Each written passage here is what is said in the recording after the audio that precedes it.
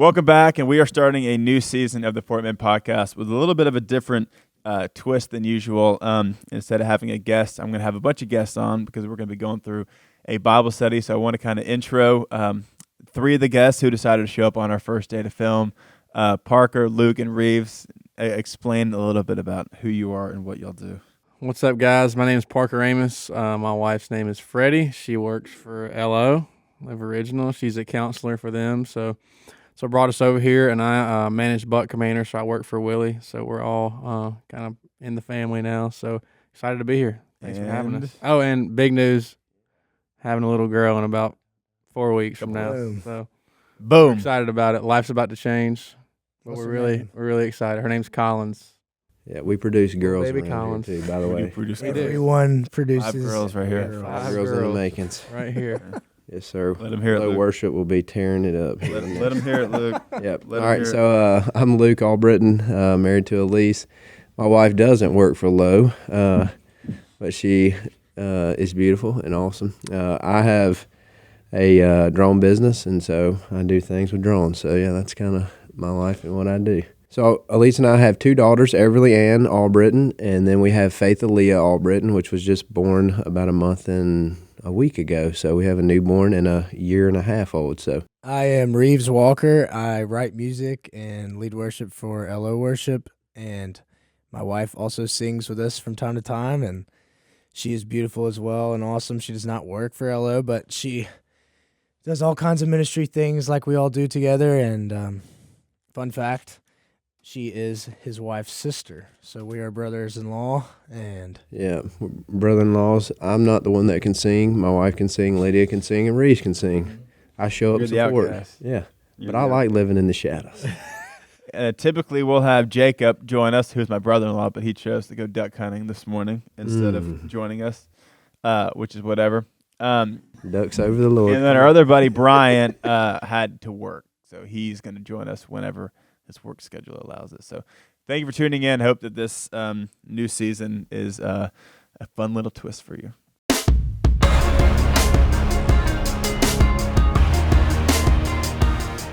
James 1, verse 1. James, a servant of God and of the Lord Jesus Christ, to the 12 tribes in the dispersion, greetings. Count it all joy, my brothers, when you meet trials. All right, keep it rolling. Count it all joy, my brothers, when you meet trials of various kinds, for you know that this testing of your faith produces steadfastness. And let steadfastness have its full effect, that you may be perfect and complete, lacking in nothing. So my Bible's kind of hard to read because I have so many markings everywhere. So, of course you do. Jesus. So spiritual. If any of you lacks wisdom, let him ask God, who gives generously to all without reproach, and it will be given to him. But let him ask in faith, with no doubting. For the one who doubts is like a wave of the sea that is driven and tossed by the wind. For that person must not suppose that he will receive anything from the Lord. He is like a double-minded man, unstable in all of his ways. Let the lowly brother boast in his exaltation, and the rich in his humiliation, because like a flower of the grass he will pass away. For the sun rises with its scorching heat and withers its grass. Its flower falls and its beauty perishes. So also will the rich man fade away in the midst of his pursuits. Blessed is the man who remains steadfast under trial, for when he has stood the test of time, he will receive the crown of life, which God has promised to him, to those who love him. Let no one say when he is tempted, I am being tempted by God, for God cannot be tempted with evil, and he himself tempts no one. But each person is tempted when he is lured and enticed by his own desire. Then desire, when it has fully conceived, gives birth to sin, and sin, when it has fully grown, brings forth death. Do not be deceived, my beloved brothers. Every good gift and every perfect gift is from above, coming down from the Father of lights, with whom there is no variation or shadow due to change. Of his own will he brought us forth by the word of truth, that we should be a kind of firstfruits of his creatures. Dude, it is hard to read out loud like that. Mm-hmm. It's a lot easier to read in my mind. I'm going to break out the Message Bible. Break like on your mind can break read on out the faster message. than you can talk. You know, I was always the kid growing up where, like, do you remember those things in which I had a hard time reading in elementary school? But do you remember, like, it was like a bookmark, but the middle of it had like the highlighted portion, and you would like move it down. Oh yeah, For each line. For each line. It would like block out the other. That was me. I hated getting called on in school for reading because I did not like reading out loud. And I always had my little highlighter, which is why I just did my little finger. I feel like it's one of those things you can do well, but it's just you stress yourself out, so it makes you like, you can actually do it, but the stress of it keeps you from being able to. I mean, I'm good reading in my mind, but reading out loud is a little harder. Like if you were listening, I'm reading ESV. There's probably some things I said that made it seem maybe like it wasn't, but it was ESV. So, but we're gonna get on into it. I hope that just this conversation, it's encouraging and it's uplifting, but also challenging. And this is how we do a Bible study. We just pick a book and we go through it, and oftentimes it leads to confessional moments and accountability, and but all still tying back into the Word. So we're gonna talk about James 2 because this is a verse that I think it's really pivotal just to kind of start out with. It says, "Count it all joy, my brothers, when you meet trials of various kinds, for you know that the testing of your faith produces steadfastness." I feel like many people like reference this verse all the time, even like non-believers. It's like, consider it joy. Well, maybe not non-believers, but it's such a common thing to say to even like this to tell people that, right. Like football players when they going through some football hard players. games, or whatever. Boys, if we ain't suffering, then we ain't gonna win this game. That whole mentality, yeah. But it's even like I feel like Philippians 4:13. Yeah, it's like Jeremiah 29:11. Right. Like it's you kind of group that in to where it can become flippant. Yeah. Versus like, okay, how do I actually? Because when you're actually in something that sucks, it is not like the last thing you want to say is, "Well, count of joy," because it's going to produce steadfastness. It's like It almost would bother me when someone says it. Oh yeah, it's in the face of a trial, right? When you're in it.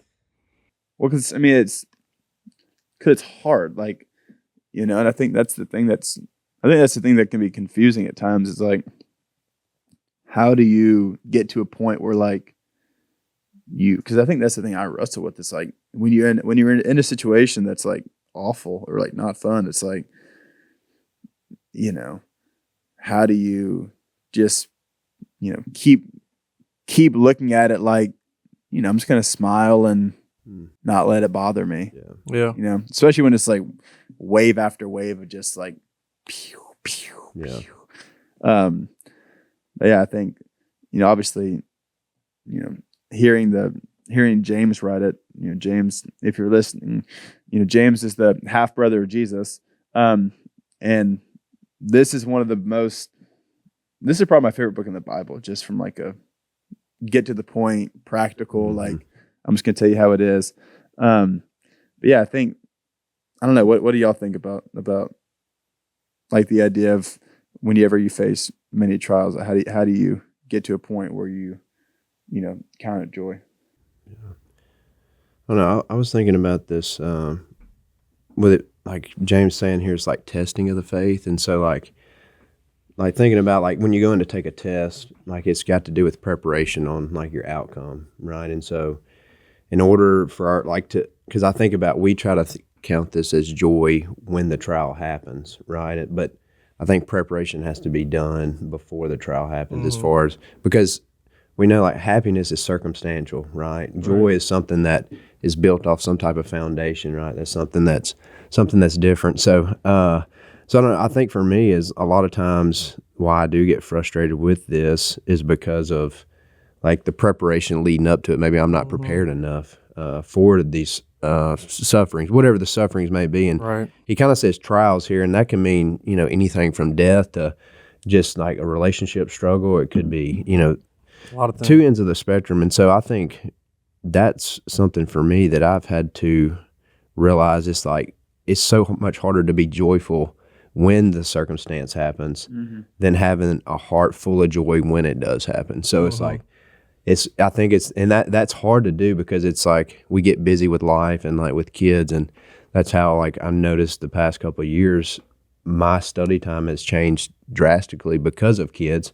Not in a bad way, but I've had to adapt, and it's like, here's the things I got to do, because a lot of times I have a happy heart, not a joyful heart. And I think when I do get in those moments of, trials, that's why I do get upset, right? Or I get, show anger towards Elise or, you know, a friend, whatever it may be. And so, I don't know, that was just some thoughts that I had that, you know, I think I've not done a good job of, but I'm seeing that's how I have to prepare myself to get to that point, you know. Right. Yeah, I didn't feel like too. Me and Reeves were talking about this in the deer stand the other day.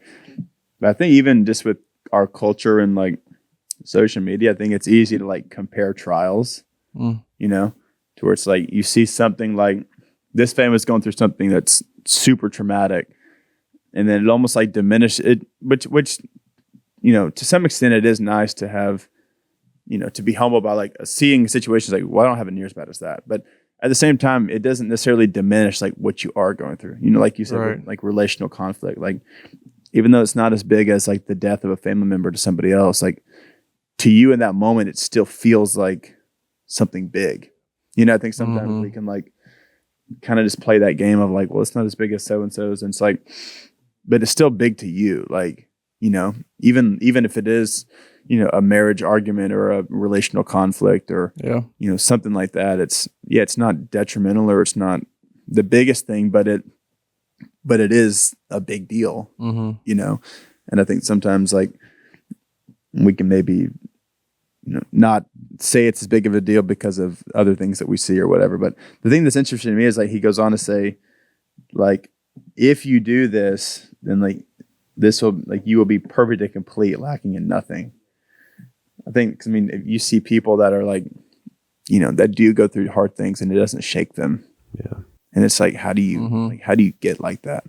Yeah. I feel like that really does look like someone who's just, who lacks in nothing. Like no matter, that's Job, you know, it's like, no matter what happens to you, you're just content and you're not going to curse God. You're just going to consider it joy. I'm definitely not there. I'm nowhere near there.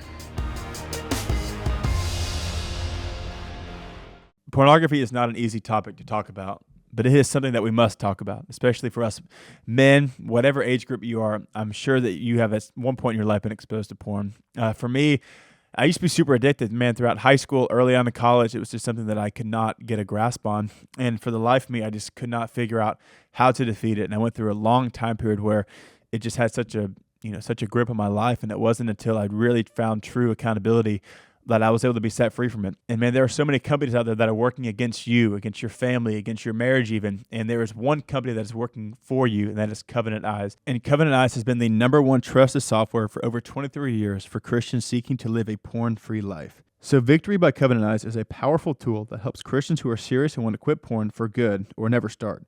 Victory combines industry-leading technology with decades of experience in leadership and recovery, content, accountability, and behavior change. The Victory app has powerful accountability features built in, and the optional blocking technology makes it an unparalleled tool in the fight to live a porn-free life. And Scripture also teaches us the importance of being accountable. If you look at Proverbs 27:17, as iron sharpens iron, so one person sharpens another. Or James 5:16, therefore confess your sins to one another and pray for each other so that you may be healed. The prayer of a righteous person is powerful and effective. So here's how it works. First, use my link, partner.covenanteyes.com/Huff, and download Victory on all your devices. And so once it's installed, Victory runs silently in the background of your devices and using cutting-edge AI technology to watch the screen for behavior that does not match your goals. Next, you will invite a trusted friend to be your ally. This is someone who can walk beside you through the ups and downs of recovery. Your ally will get push notifications on any porn use and reminders to have accountability conversations, even if everything is going well. So just remember, accountability is not others calling you out on your sin, but others calling you up to the person that you are in Christ. Anyone can get started on their path to recovery for free by visiting partner.covenanteyes.com/Huff and using my promo code Huff for 30 days or by clicking on the link in the show notes today. That's partner.covenanteyes.com/Huff. Yeah, I feel like for me, there's just definitely a moment, kind of like I was saying earlier. It's just initially, if somebody, like, I'm already probably thinking about the verse, like when something comes. And I was talking about this yesterday, like finding out that my mom had cancer, which at this point now she's fully cancer free. But like finding that out at the time, I felt like I was going through like everything. I feel like everything was going wrong. I just got in a wreck and changing jobs, and it was just at every turn, I felt like something was just in my way. And when I read this verse, this is something that comes up in my head almost every time something goes wrong. But it's like I almost have a moment where the rubber finally meets the road. It just takes a minute for me, at least. I don't know if y'all relate to that, like to find that joy in that. Mm-hmm. Like initially, I'm just like, and I was talking about it yesterday because when my mom told me about that, it was really after the fact. I looked back and I was like, I really wasn't present in that moment because I was so focused on the fact that I just got bad news again. And, you know, I even recognized it in the moment, and I definitely like shifted, and I was like, I'm sorry. I just can't believe that I just heard that like said to me, like, Yeah. but it's just kind of like, you know what I'm saying? There's just like a moment where like that really, like faith just kind of kicks in, and you just like go into overdrive, and you're like, I know that he is good. Like that's all he can be. Right. And whatever comes out of this, like he's got greater vision than I do. So. Yeah. I think a common misconception with this verse is that we can't act like things are actually hard when they are. It's almost like you got to consider it joy, so you can't actually express or act like it's hard. Yeah. I just don't feel like that's what it's saying. I feel like it's saying you can take joy because you know that what this trial is doing in you is so worth actually going through it. Like what it's actually like, it's producing this faith in you, it's producing this perseverance in you. Because I know I've experienced some of the closest times with God when it's been the hardest, like in the actual hardest season. So I think, yes, we can find that joy. It doesn't mean we have to act like this horrible situation isn't horrible, but it's because God's meeting you in that, and what he's producing in you, that's what you're finding joy on. You know, you don't have to just fake it. Yeah. Till you make it through. That's good. I think it's like what you said. It's like it's a testing of your faith. You know, it's not just like a test of your faith, but it's like a testing. And it says it produces. So like for something to produce, that's like over time. Right. And obviously, you know I love hypotheticals.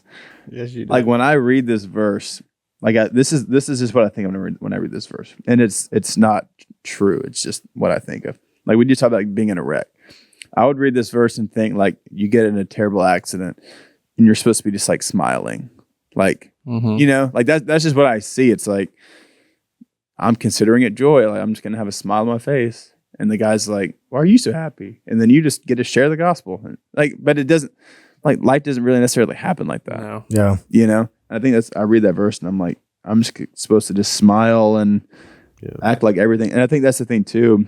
Even with church, it's like people always act like everything's okay. Yeah. You know, I think sometimes that ties into it of like.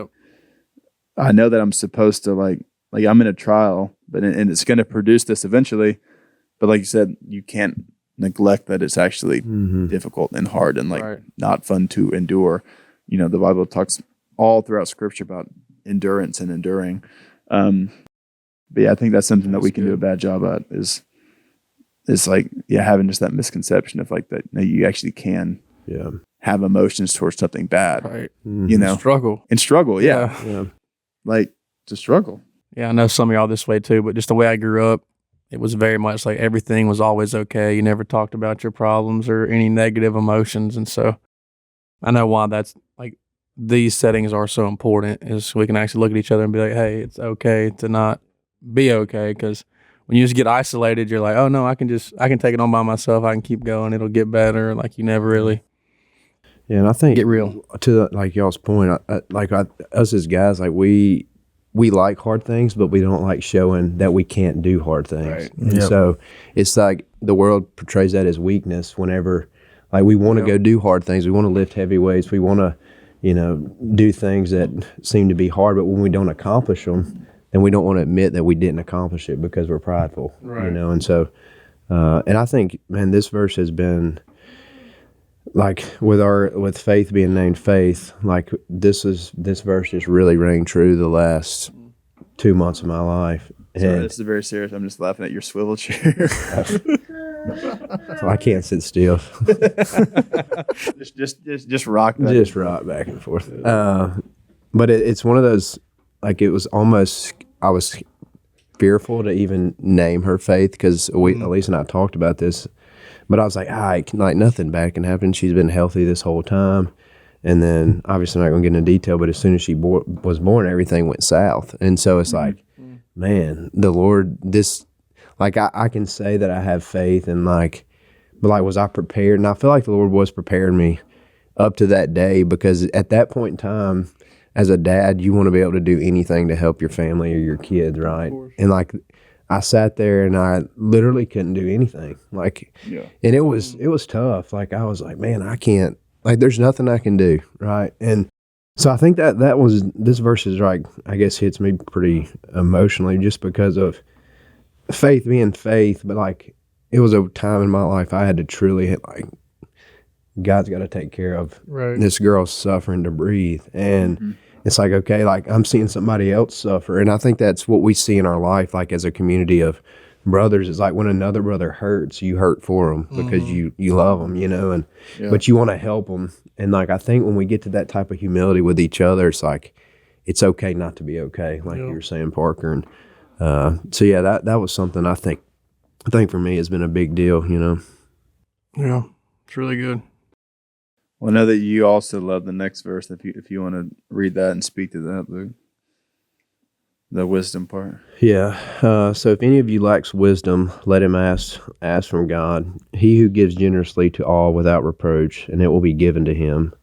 And this is a big deal here. It says, but let him ask in faith with no doubting, for the one who doubts is like a wave in the sea that is driven and tossed by the wind.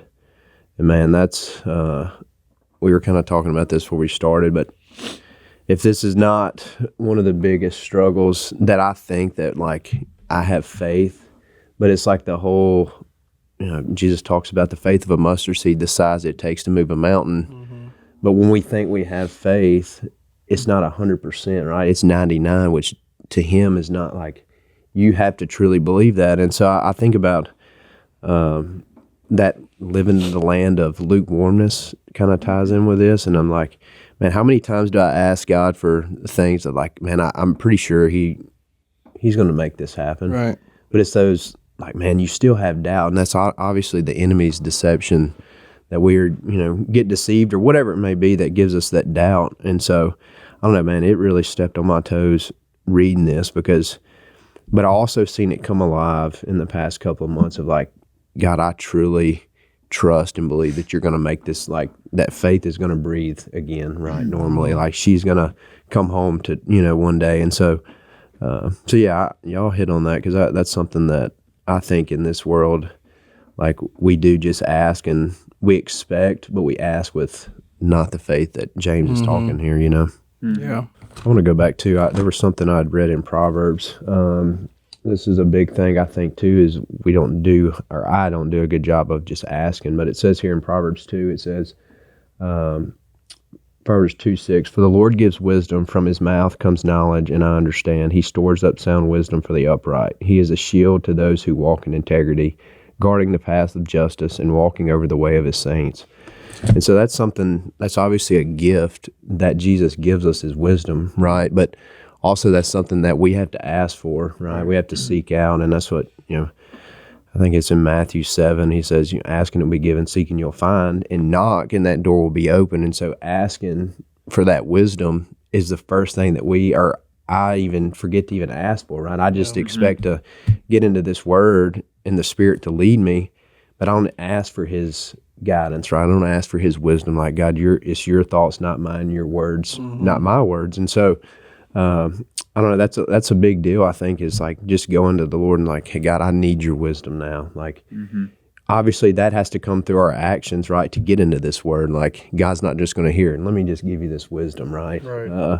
It's obviously, I think that's where it's big for us. And in return, with that gift, like, it's freely given, that wisdom is, with wisdom comes knowledge of his word, right? And so that's why, you know, we joke in like life group and stuff, but how big it is to have scripture written on your heart. And when times, not just to, you know, just have it there, but it is to, you know, we talk about the, oh goodness, I'm going blank.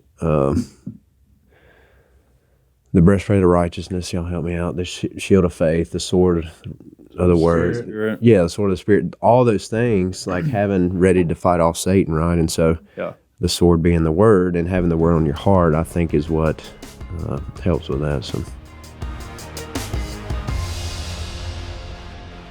Taking care of your health is not always easy, but it should be simple. And that is why I started taking AG1 a couple years ago, because I wanted something that tasted delicious and that I knew was going to give me all the nutritional benefits that I needed to take on the day. So for me, I love working out. I love health.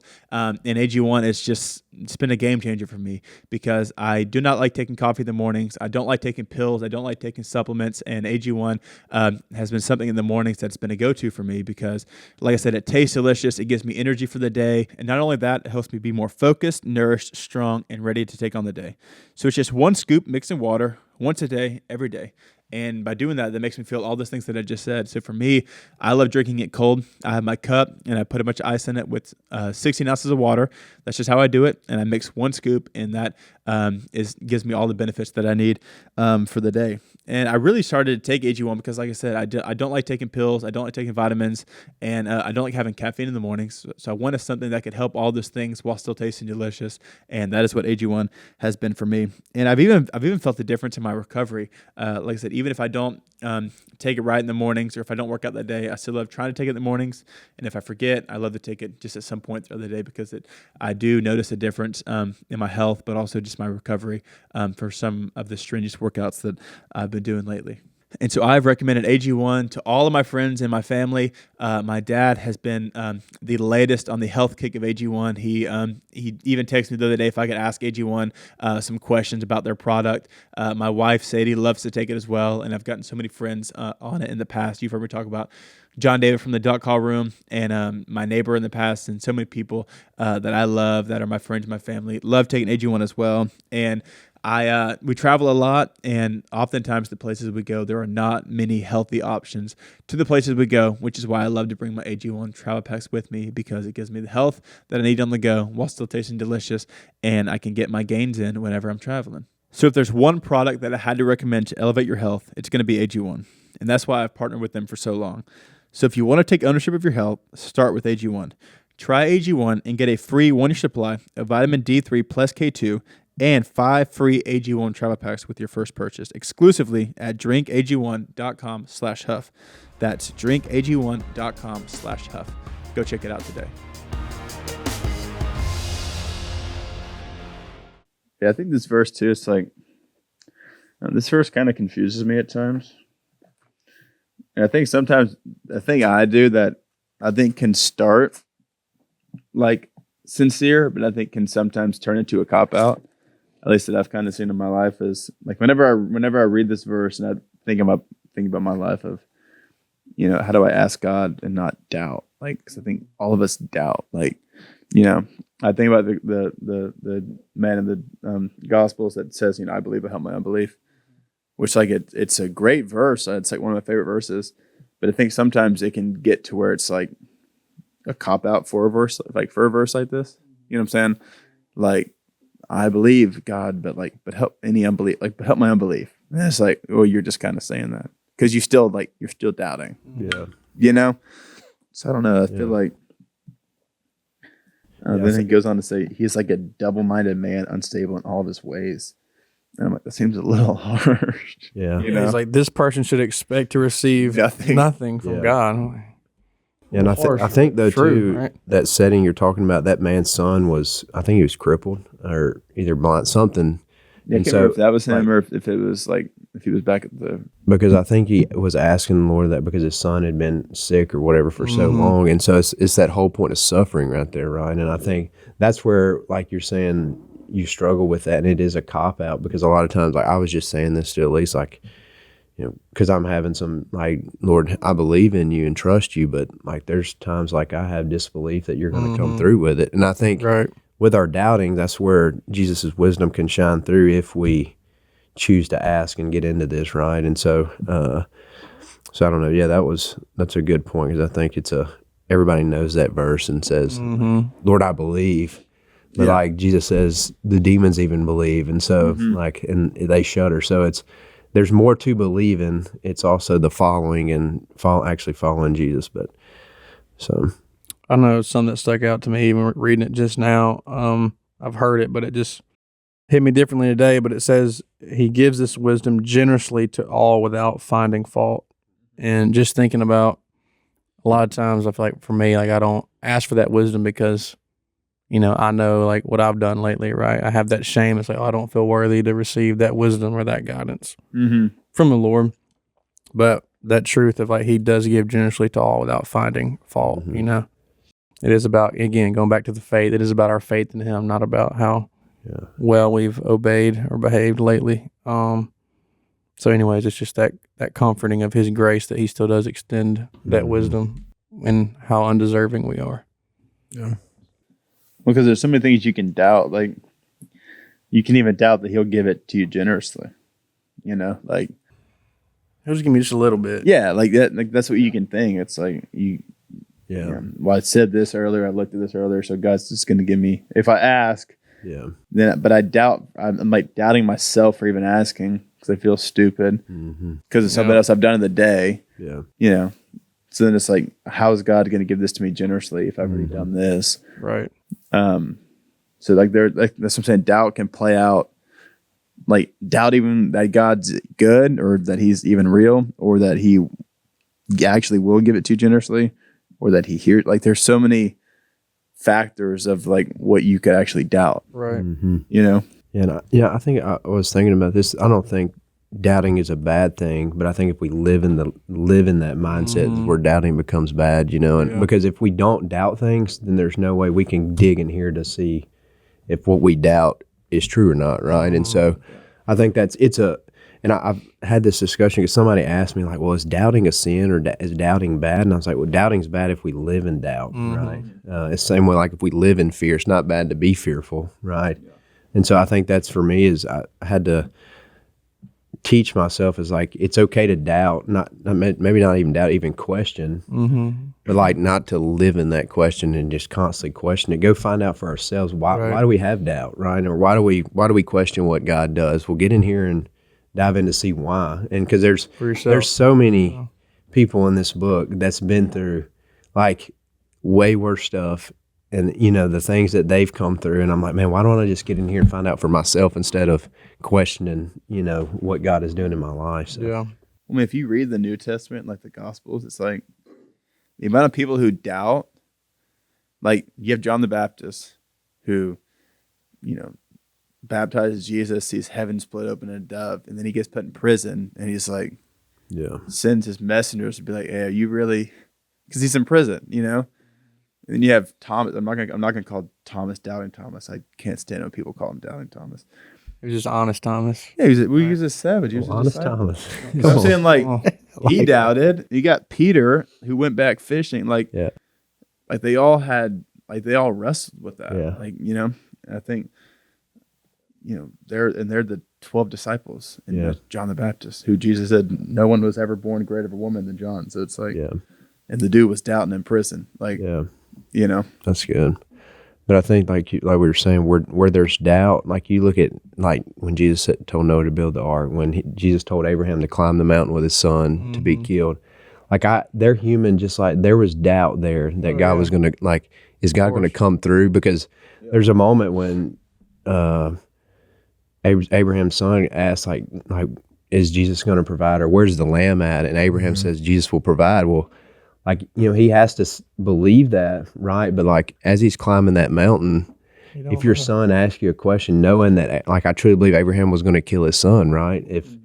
And so it's like that point to, it's like, man, throughout the history of the Bible, there's been doubt of what Jesus is doing, but it ultimately goes back to our faith and trust. And that's what and I think that's what James is saying. Nothing else matters but our faith and what Jesus is doing, like, and if we truly trust him. And that's something that I was just wrestle with a lot, right? And so, but yeah, that's good what y'all are saying, because that's played out a lot in my life. That story came to my mind earlier because I was thinking about, I was just reading that the other day, the fact that, obviously Abraham and Sarah, we know, are just wrestling with the doubt of that. Because I think, if I heard this correctly, like they waited 23 years from the moment that God promised the son to when they got Isaac. Now, it's not Ishmael, but Isaac. So they obviously were struggling with the doubt because, and if you don't know the background of the story, it's like Sarah goes to Abraham's like, just sleep with the maidservant. And so he sleeps with Hagar, and they do that almost to make a means of it. Like, Yeah, well, we know you promised a son, and like we're not doubting, this is the but way, maybe this is yeah. I you made me to be smart. I'm just gonna sleep with the maid. Culturally that wasn't as crazy as it is for us, but like they made means of that, and that moment that Abraham has with God is so comforting to me, because even as the way I read that, I mean that's kind of a mistake. Like he went and tried to make a means of it, and God was like, "No, I'm still holding my promise." And Ishmael was not that promise. So like, and then in that he's like, "And I'm gonna take care of him." Like he literally tells him, "I'm still gonna." He tells him, "I'm gonna bless Ishmael," and obviously it wasn't like. You couldn't compare it to what Isaac ended up, the way that he was blessed. And even then, Abraham still had to wait, but he got that promise fulfilled too. Yeah. It's just like comforting to read that part of the story, that God would take that part of it where Abraham tried to take things into his own hands, and God was like, "Well, I'm still going to take care of Hagar and Ishmael. Like they'll be straight." Yeah. And They'll be straight. what? That'll be good. I doubt That's God the said RSV standard, Reeves standard version. Mhm. that. The RSV. God said, Hey, Reeves Abraham. standard I'm just version. will be saying straight. he's personal to us, so No, he is personal. I'm just. It's like the ERV. there's just little things Easy that to I read say That boy's when I'm straight. talking to God. No, I love it. That's When what I'm I- hunting, Huh? when I'm hunting, Jacob's affected me, and now I'm saying, God, just send me a boongambi. There you go. Mm-hmm. Just send me a Nothing bingo. but the boon gum. But James is really hitting on like. 'Cause I was even if you go to verse 2, then if you look at verse 12, Jesus talked about in this world, you will face trials, and everyone always says not if, but he says when, and 12 says blessed is the man who remains steadfast under trial, for when he has stood the test, he will receive the crown of life. And James is just hammering like you're gonna go through some stuff like. Life is not going to be easy. Like maybe it might be easier for some than others, but you're all going to go through things that, that are difficult.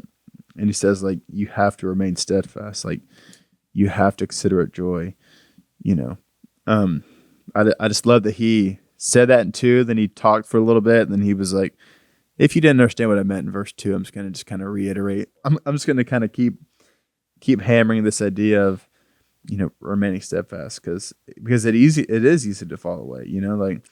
When you do face trial, it's almost like when you do face trials, like you don't want to talk to God, and then when you do talk to God, you're probably doubting, and then you come back. So it's like, that might not be the way that he laid it out, but I think it's interesting. It's like you talk about this difficult thing, and then you kind of address a root of like.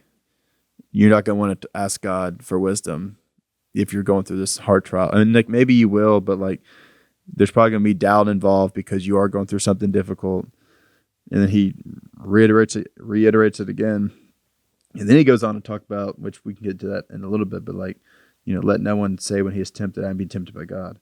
Like, so I feel like it's all this like inner dialogue in the text of like the way it's ordered for like, I don't know. I just whenever I read it, this is kind of how I see it. It's interesting. Like I think it's so, just what's the word? I don't want to say literature, but like just the way that he like organizes the text. I think it's just super interesting. Yeah. I think obviously as we like anything that's repeated over and over in the Bible, obviously we know like we should pay attention to it, and I think like today's world, like of following Jesus, I think we can see, like we can look at public figures or we can look at just our lives, and like when we do follow Jesus, there's this preconception of like, man, everything's about to be good now, right? Like if people say who Jesus is and Jesus is love and Jesus is gracious and all these things, well, then you go read James and it's like, oh man, is this walk with the Lord actually what people are saying it is? Like, is it all? But the difference is joy versus happiness, right? And so like when we can face these things as we give our life to Jesus, joy becomes to trump happiness, right? And I think that's where, like whenever it's this, I think it's in Matthew, he talks about the souls. There's different types of souls, and based off those souls, what the seed falls in depends on if the harvest is plentiful, right? And so I think that's like for us as men and like as we raise our kids to know, like, this is something to instill in our kids, man. When you, because Jesus tells us to his disciples, he's like, when you follow me, know, like, if I'm persecuted, you as well will be persecuted. Right. And as we know, what happened to most of the disciples, right? They were killed, murdered, crucified upside down, beheaded. And so it's like, man, like, we shouldn't beat around the bush, like, to people that are just starting to follow Jesus, like, hey, this is a war we're in. This is not just a physical, this is a spiritual battle that we have to fight daily with Satan. And he is coming after us from not like this. He's coming from back here, right? Like, we know Satan's a coward. So, like, that's what I was this is a big thing that I really try to live by, is like, we have all these breastplate of righteousness, your shield of faith, like your sword ready to defend off Satan. But man, there's nothing to cover our back. That's said in here. But what I see, and the word teaches us, our brotherhood is who has our back type deal. And so it's like, what we do here is what keeps Satan from coming in our back door, because he ain't coming in the front. He ain't knocking on the front door. And that's like, if I know that, and I have Parker and Christian and Reeves, they're like, hey, I have your 6. It's like the whole SEAL team deal. It's like, if I got you, I have to trust that Reeves has got my back when I tell him something, right? I got to trust that Parker or Christian, like, he's got my back, and not just like got my back as like a brother. Like, if somebody's coming after my family or something that's said, like, they're going to stand up for me, right? And I think that's like the whole standing in the gap for your brother, right? You're going to, literally, it says there's no greater love than a brother to give up his life, and that's what Jesus tells us. And so it's like, do I love you enough to do that, you know? And so I think that's what you were saying, Christian, of like the redundancy here that James is saying is something that we can get like lost in, of like, I think he's saying it over and over and over, but man, like, there's got to be something to it, you know? Yeah. I feel like I can get wrapped up, like verse 13. Let no one say when he is tempted, I'm being tempted by God, for God cannot be tempted with evil, and he himself tempts no one. That part kind of confused me a little bit. I love 14, but each person is tempted when he is lured and enticed by his own desire. Because I can picture that. I think I know God doesn't tempt you necessarily, obviously, because the word says that. But I think sometimes I can misconstrue being put in certain situations. Of like, if I'm praying for patience or whatever, and I get put in a situation that like majorly tests that patience. Like, God's not necessarily like tempting me, but he's testing you. Like, so there's a difference between being tempted and being tested. Boy, come on, that'll preach. Boy. It's true. But it's interesting. Yeah. Keep talking about that, because I think you're getting on. That's really good. Well, yeah, 'cause, I mean, if you look at Genesis 1, like you can make an argument like it's, why did he put the tree in there anyway? like, why do you put the tree in there anyways? Like, why make a serpent that's craftier than like? Yeah. Interesting. Well, I was thinking, actually, when we were doing that video, one of the devos yesterday but it's like, until we have eyes to see or ears to hear, we see those situations as temptation, right? Like you were saying. And so, like, when we pray for, like Christian was saying, when you pray for patience, then let's have eyes to see, because or I've seen, like, when we ask for something, we may not get it in that moment, but God's about to send something in our lives that's either about to rock it or about to test us, right? So we can, like you said, either we look at it as temptation, which we know is not him tempting us, but we can feel that way, right?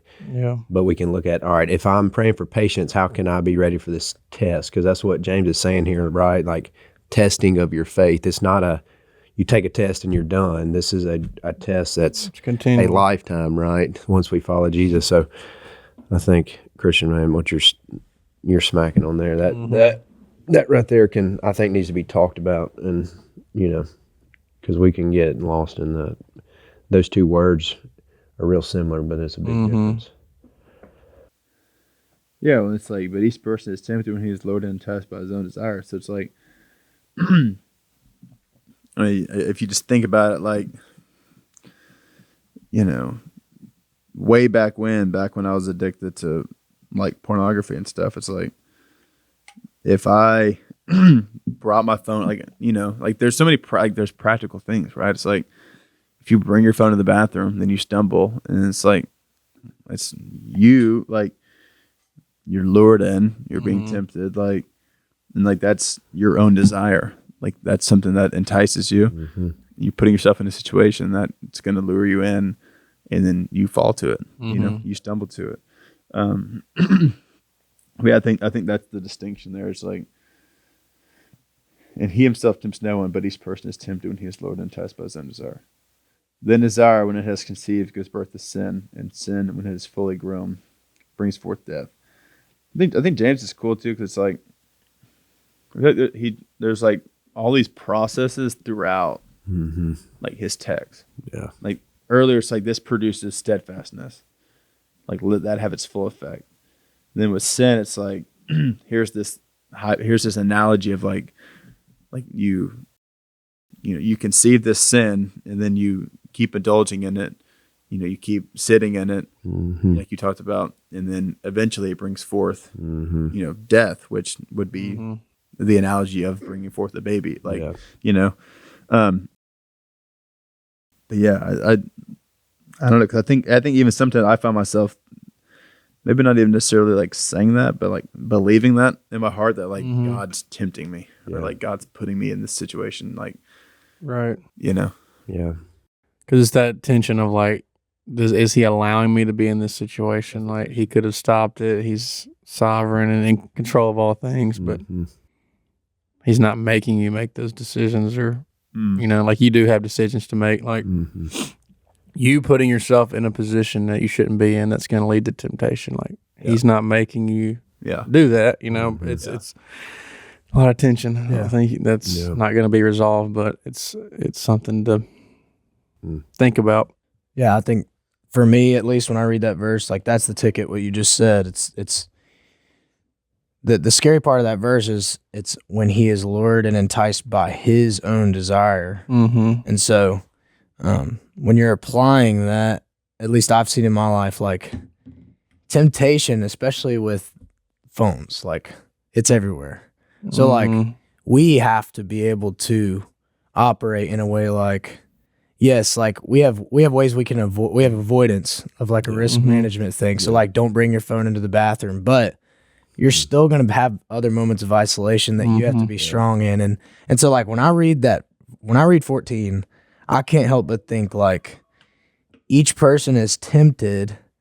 So you run into temptation when you're lured and enticed by your own desire. So that desire, at least in the way my brain works, that desire is formed when you're watching Game of Thrones and you're like, I know it's bad. And like that's a big topic of like, there's a lot of Christians that love Game of Thrones, and I'm not dogging it. Like, watch Game of Thrones. If you can be strong and watch Game of Thrones, that's great. I can't. I'll like call it weak. I'm not gonna turn on that show. I've never watched it, and I've just heard so many people say that there's a sex scene every other. Just so like, did you watch Game of Thrones? If you I didn't think never so. seen it. I was fixing to dog it, but I thought okay. And again, some people can watch that show, and I'm sure it's great. I would probably love the show. I mean, if that many people like rave about the show, but I'm just saying, when you allow like that crack in the door, you're building this desire, and I promise you, anytime that you run into temptation, whether you stumble with it or not, like if you're feeling more tempted than you normally do, you could trace it back to a moment where you were struggling with lust, because like that's the desire just kind of forming up, and you're going to get dragged into temptation when you're letting that in, like, Right. Well, it starts like, I don't know how many episodes are in. Have any of y'all seen Game of Thrones? Cool. See, none of our producers have seen Game of Thrones either. We love it. But it's like, but I'm saying you start with, well, if it does happen, I'm just going to fast forward that, right? Then season 4 rolls around, then it's, instead of doing, 0.5, you're at 0.25, on the, fast forward. And then season 6 rolls around, and it's a little, I'll just, I'll let this one slip. So, but I'm like, you can gradually, that's what I'm saying. Yeah, like, I would not want to watch Game of Thrones with Sadie. Like, so if I would not want to watch that with her, with my wife, then I ain't watching it. Then I'm not going to want to watch it with my guy friends. It's like, that's stupid. Like, that makes no sense. Right. And it's like, but God, it's like, like he's always with you, you know, like there's no like hiding from that, or like, you know, there's no, you know, isolating that, I guess. Like, Right. it's like he's with you when you're watching it with your wife or with your brothers or by yourself. Like All the time. he's like all the time. And I think that sometimes, I love that you brought that over, is because, like I said, not a dog that obviously There's many shows. there's many shows that are like that.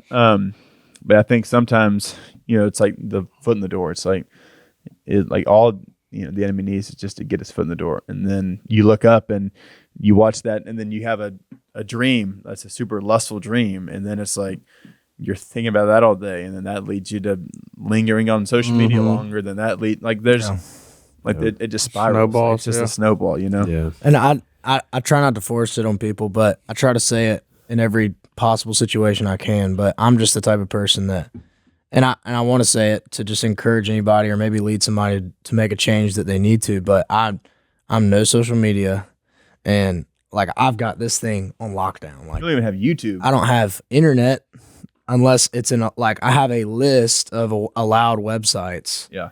And like my wife knows about it, and I have guys that have the code. Like if I need to actually access a website, then they'll open it. But like I don't download apps, and I'm like, call it weak, whatever. I don't like. I'm going to restrict my access, because think about where this has come. Like this is in the pocket of a lot of 5th graders and 4th graders, and it's, you can access anything. And like that in our pocket everywhere we go. Like I just would rather not open myself up to that. Yeah. And it's just, that's not for everybody, you know, and maybe there's a lot of career paths that rely on social media, but for me, I just don't. Yeah.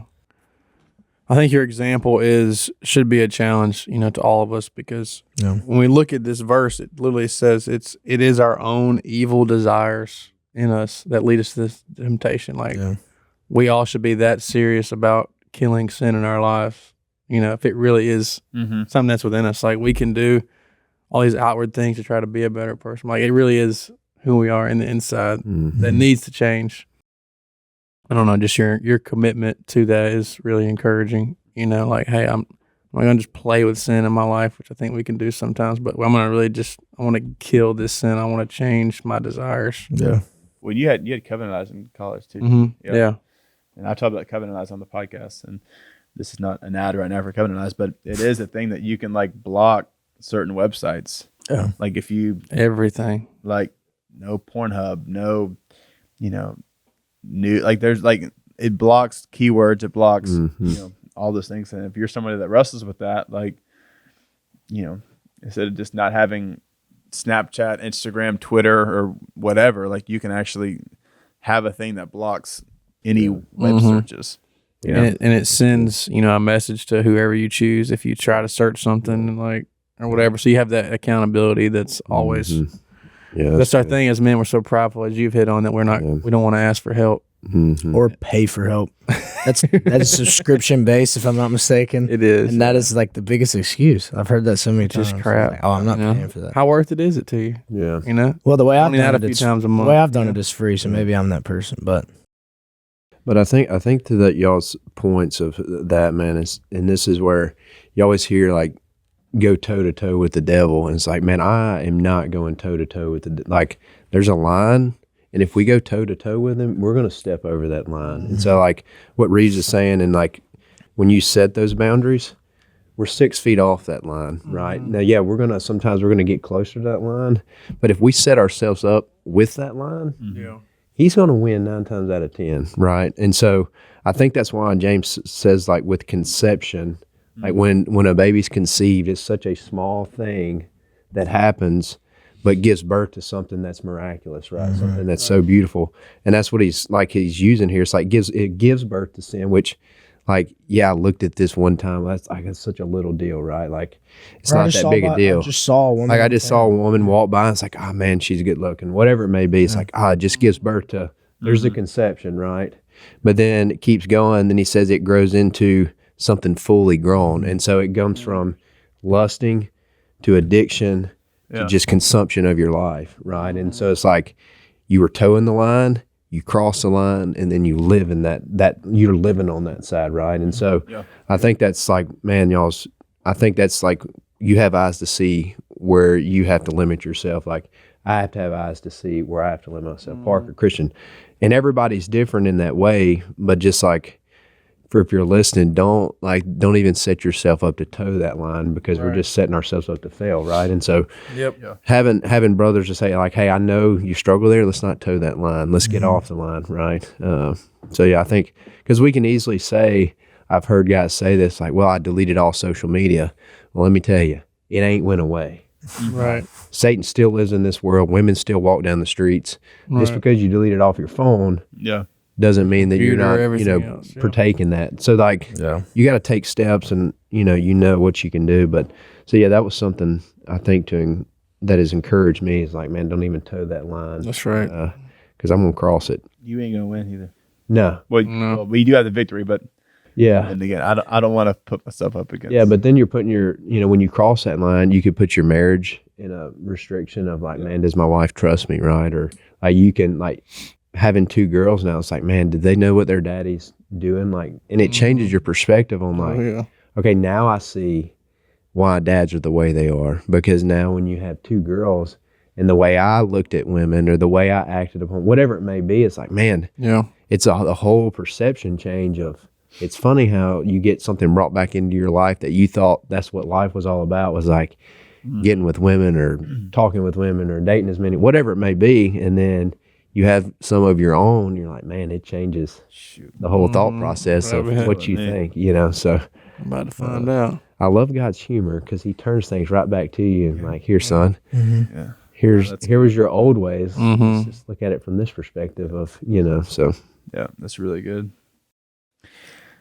Well, that concludes it for episode 1 of season 4. Thank you so much for tuning in, and stick with us for next week as we're going to do the rest of James 1, hearing and doing the word, which is potentially my favorite little segment of scripture. So tune in next week as we dive into verses 19 through 27.